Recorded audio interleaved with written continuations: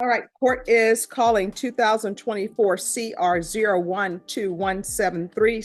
Buckle up, because today's case involves a young mother facing a troubling charge that raises serious questions about responsibility and consequences. It's a story of alleged abandonment, children left alone, and a plea deal that's about to unfold in real time. Let's get into it. Clip 2, quick legal sidebar. Estrella Hernandez de Jesus. Could I have parties announced for the record? State. Rick Pena for the state of Texas. Defense. Joseph Help for the defense. And are you Ms. de Jesus? Yes. Counsel, have you received all discovery? I believe I have, Your Honor. And did you review it with your client? Yes, Your Honor. Court will find that the state is in compliance with discovery. Ms. de Jesus, did you review the application for deferred adjudication or community supervision with your attorney? And did you understand it? Yes. Did you review the true bill of indictment with your attorney? Did you understand it? Counsel, do you waive the reading of the indictment? We do. State, are you proceeding on the indictment as presented? No, Your Honor. So we're proceeding on count 1 of the indictment and we'll waive count 2. No objection, Your Honor. All right. Did you review the document entitled Court Admonishments with your attorney? Did you understand it and sign it in all the appropriate places? Yes, Your Honor. Did you understand you're charged with the offense of abandoning or endangering a child with intent to return? That is a state jail felony. Range of punishment is anywhere from 180 days up to 2 years in the state jail facility. And A jail felony in Texas is no minor offense. It can carry up to 2 years behind bars, and that's before fines come into play. When a judge mentions a fine of up to $10,000, it's not just legal jargon. It's a serious financial penalty tied to real-life consequences for poor decisions. Clip 3. Here it comes. $10,000 fine. Yes, Your Honor. If you have a plea bargain agreement with the state, the court does not have to follow your plea. If for any reason the court does not follow your plea and gives you more than you bargained for, the fact that you entered a plea will not be used against you, and you will be allowed to withdraw your plea. You have a right to jury trial, a right for you or your attorney to cross-examine and confront any witnesses the state would call in the right to remain silent. Did you understand by entering this plea you were giving up those rights? Yes. And did you intend to give up those rights and enter into a plea in this case? Yes. Did you understand that the court were to grant your application for deferred adjudication? If for any reason your deferred adjudication were revoked, the court could find you guilty and sentence you up to 2 years in the state jail facility and up to a $10,000 fine. Yes, Your Honor. Counsel, has your client been able to provide you with any defenses? Yes, she has. Do you believe she has a rational as well as a factual understanding of the charges against her? She is, Your Honor. Do you believe she's currently competent and was legally sane at the time of the offense? I believe so. Has anyone threatened you, coerced you, or placed you in fear to get you to enter this plea? No, Your Honor. Anyone promised you anything other than the plea? No. Are you satisfied with the way you've been represented? Yes. Are you a U.S. citizen? Yes. Court will find that defendant has knowingly and voluntarily waived her right to jury trial. Did you review the plea bargain page with your attorney? Did you understand it? Yes, Your Honor. According to the plea, the state is proceeding on count 1.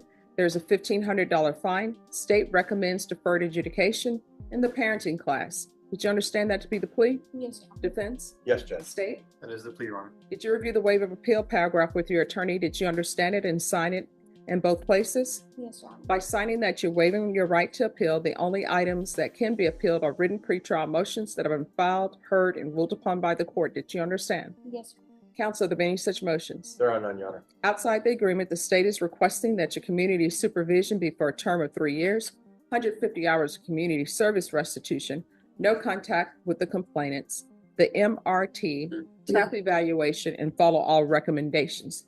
Did you understand those were recommendations from the state and the court does not have After all the legal prep, admonishments, and waivers, it all leads to this, her guilty plea. But remember, even with that plea, deferred adjudication means she could avoid a formal conviction if she successfully completes everything the court requires. Clip 4. Now the Then to the offenses charged in count 1, how do you plead? Guilty, not guilty, or no contest? Guilty. State any evidence. Yes, Your Honor. At this time, state offers into evidence states Exhibit 1 with all attachments. No objections from defense, Your Honor. All right, state you may be excused. Thank you, Your Honor. Did you review the waiver and consent to stipulations with your attorney? Did you understand it and sign it in all the appropriate places? Yes, Your Honor. Again, did you understand you have a right to jury trial, a right for you or your attorney to cross-examine and confront any witnesses the state will call in the right to remain silent? Yes. Did you understand that today the state will be presenting evidence in the form of witnesses' statements and police reports, but most importantly, there'll be no live testimony? Did you understand? Yes. Court will find that defendant has knowingly and voluntarily waived and consented to stipulation of testimony and stipulations. Court will accept into evidence State's Exhibits 1 and attachments and review the same. Right, after reviewing State's Exhibits 1 and attachments, the court will find there is sufficient evidence to find you guilty. The court will defer finding of guilt as you've applied for deferred adjudication. Are we proceeding with sentencing? With your permission, Judge, we would respectfully request to waive the PSI. Anything you wish to say on behalf of your client? If it pleases the court, first of all, regarding the $1,500 fine, we would ask the court to probate at least a portion, if not I all will of it. probate the fine. She is 22 years old, and she does have these two young children. She is not receiving child support currently. Currently, she's been incarcerated for several months. The children have been placed by CPS with her aunt, Maribel Villegas. And as soon as she gets out, CPS has recommended some programs for her to do some services, which she will. The defense begins painting a sympathetic picture. A young mom, no child support, trying to get back on track after her release. But the Owl's court isn't swayed by vague intentions. It's ready to dig into the hard facts of what really happened that day. Clip 5. Imagine the scene. And more than willing and able to perform. So we've just addressed the recommendation by the DA of no contact with the two complainants, which are her children. She would like to have at least no harmful and injurious contact or possibly some supervised contact, whatever CPS recommends based on her progress with respect to their plan that they have. She does have a plan for employment once she gets out. That'd be to immediately get with some temporary services and agencies until she can find steady, regular employment. Her last such employment was with Toyota 2 years ago. She had to leave that job because of the commitments she had with these two young children. She was unable to be at work all the time because she didn't have sufficient sitters for the children. Her aunt has stepped up, and that's who should be relying on once she gets out, Judge. All right. So here's my question for you. Why were you not at home with your children on this day? So what happened was I had a friend, she came to the house and she lived on the next block. She was going through it with her boyfriend. She wanted me to go help her pack her bag. She was scared that he was gonna hit her. So it was supposed to be a quick So thing. here's my question. What were you planning on doing if her boyfriend were to show up? Well, he was there, so she was scared. She was scared that he was gonna break everything in the house and hurt her. So I was trying to help her. Like she So felt how you safe. helped her was you left let me make sure my math is right. The offense date is 2024. Help you out, Your Honor. The children were 3 years old and 1 year old at the time. So you decided, let me go help my friend with her crazy boyfriend and leave children alone who can't even take care of themselves in a house by themselves. And it wasn't just for 2 minutes, because the child who could talk said that they were thirsty and hungry. So tell me, where does, what is his name?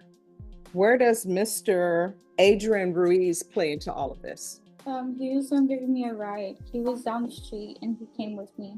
And we took the car. We went right there on San Fernando, which is on the next street. No, because in the police report, people are saying that your car was driving up and down the street. No, Your Honor, it's not my car. That was his car. I was at home all day. The people who were in the car, which was you and this Adrian Ruiz person, were driving up and down the street. That's what it says. I spoke to the witnesses. They stated they were outside in the yard having a barbecue. They stated they had seen the above listed car driving up and down the street all day, but had not seen anyone in the apartment or any adults around the apartment from at least 7 p.m. Witness stated the party had been outside since 7 p.m. Witness stated they were listening to music and he heard something that sounded like screaming, so he turned down the music. Hanging on a window, crying for food and water. This isn't just a case of poor parenting. It's a public safety emergency, and the judge is laser focused on accountability, not excuses. Stated that they heard loud banging and screaming and looked to the incident location, and they saw victim 1, and victim 1 is the 3-year-old, banging on the window and crying.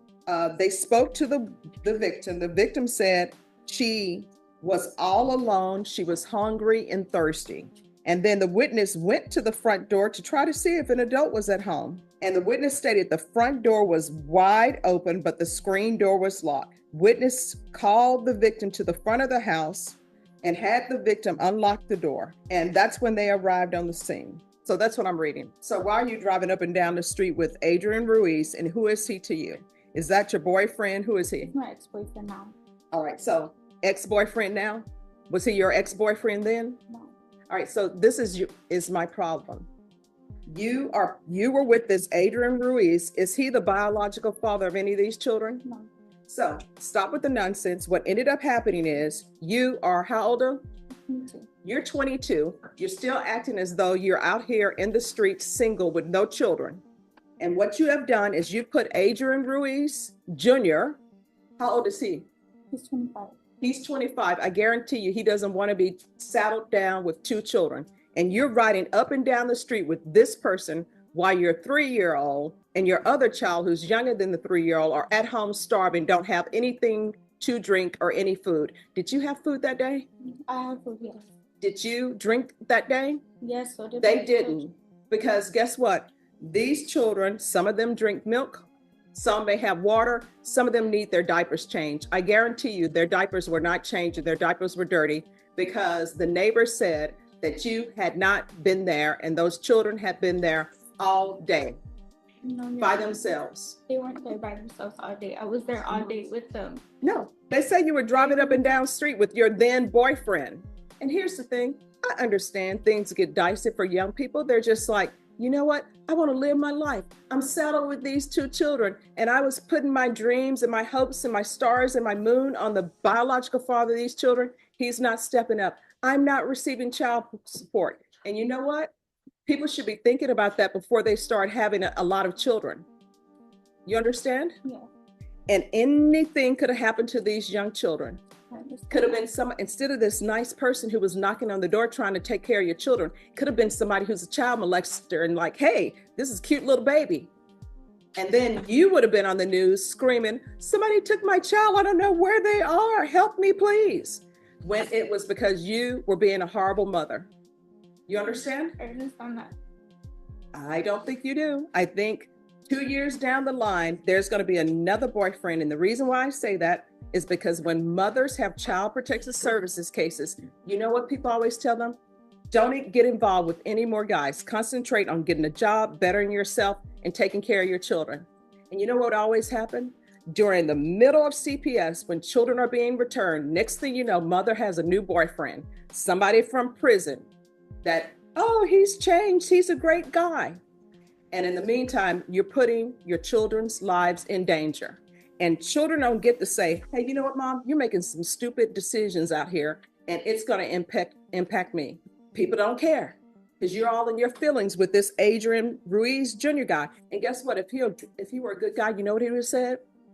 I will come visit you at your house, but you cannot leave infants to take care of themselves. Instead, he didn't. And now you're telling me some lame story about you going to your friend's house to help her with a boyfriend that's being abusive when you don't even have your life in order. If her boyfriend were being abusive, you would have picked up the phone and called the police. Because what are you going to do? Are you going to get over there and fight a guy? No. You're just doing silly stuff and putting your child's life in danger. And I'm going to do this no contact order. If CPS wants her to have contact with her children, then what's going to end up happening is they're going to have to appear. They can appear by Zoom if they want to appear by Zoom and come to me with the child's ad litem and say why there should be a contact order. How far did you go in school? I got my GED. And what have you been doing with your life other than having children and driving up and down the street with Mr. Ruiz? I was going to cosmetology school for a little bit, but I didn't have babysitters. So I stopped going and I started going to Toyota Mutex. That's when I was working there for a little bit. I got into this program called Goals.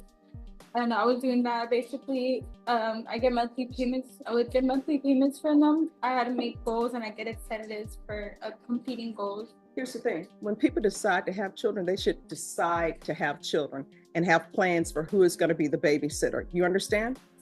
There's a $1,500 fine that'll be probated. Proof of employment within 30 days of release. No employment as a home health care provider or with minors. TAP evaluation in custody. Follow recs. There should be regular reporting by Zoom or in person. Regular random UAs. There should be no contact with Adrian Ruiz Jr. If I could, if it were legal, I wouldn't let you have any contact with any adult male until you get your life in order and put your children first. But I'm not allowed to do that. So no contact with Adrian Ruiz or the complainants, CPS compliance, the MRT, 150 hours of community service restitution. I'm going to order parenting classes. Once parenting classes are complete, the community service hours will be deemed satisfied. Field visits 1 time per month until further notice, and counsel if Child Protective Services gives her parenting classes, which they should, those will be acceptable. And it will be 4 years deferred adjudication. Probation, is there anything else? No, Judge. Is there anything else you need from the court to be successful? No, yeah. Did you review the document entitled Trial Court Certification of Defendant's Rights to Appeal with your attorney? Did you understand it and sign it? Yes, sir. Because this is plea bargain agreement, because I followed your plea bargain agreement, because you waive your right to appeal, you do not have the court's permission to appeal. Do you understand? All right, we can go off the record. Here's the thing with CPS cases. If you're not going to put your children first, just let them know